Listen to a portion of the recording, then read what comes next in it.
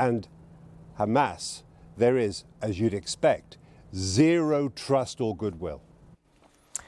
Jeremy Bowen there. Well, let's bring in the BBC Arabic, Saeed Shehata, who joins me now in the studio. Saeed, so Jeremy obviously outlining the obstacles that are still in place. Today, talks continue with the US representatives, Steve Witkoff and Jared Kushner.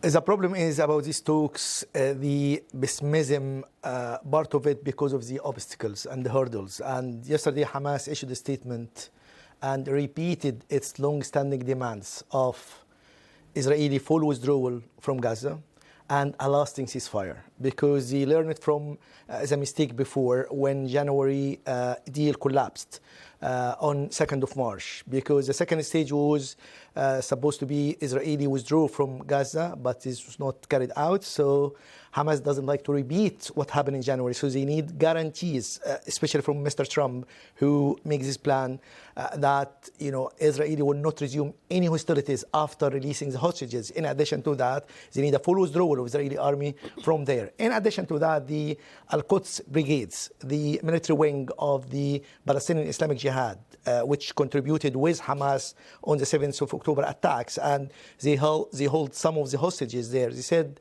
in a statement that they will not release the hostages unless end of the war, and it means also withdrawal of the Israeli army from there. So it is very critical issue, but this might anger Mr. Trump, because Mr. Trump promised the hostages families in a letter that he is committed personally and resolved to bringing all hostages back in the end of the war within days.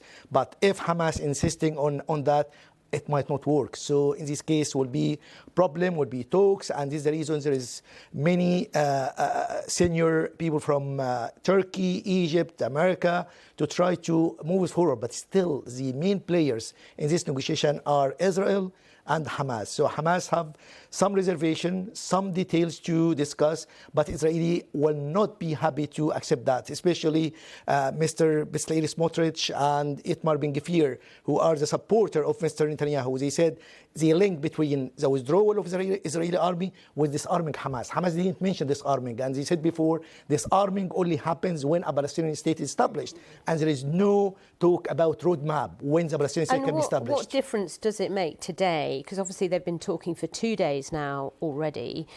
What difference does it make today that the US representatives are in the room?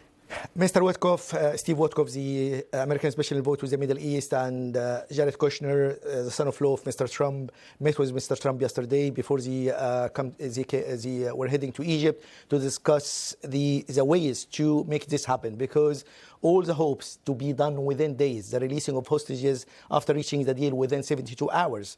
So they might just put pressure. In addition to that, the head of intelligence of Egypt and Turkey will be also joining the talks. But as I said, with all of this pressure, with all the hopes of Mr. Trump, all the pushing of Mr. Trump, the whole international community supporting Mr. Trump plan, and the hostage families, the people in Gaza, all of them need an end of the war.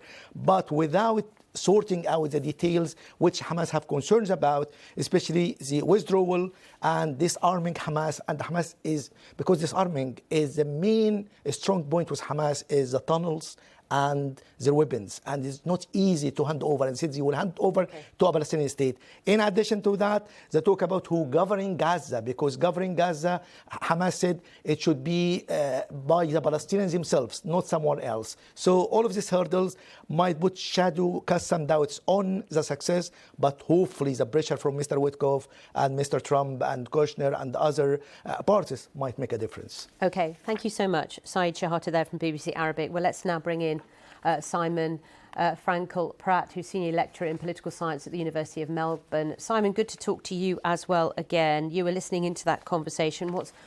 What's your take on what progress could be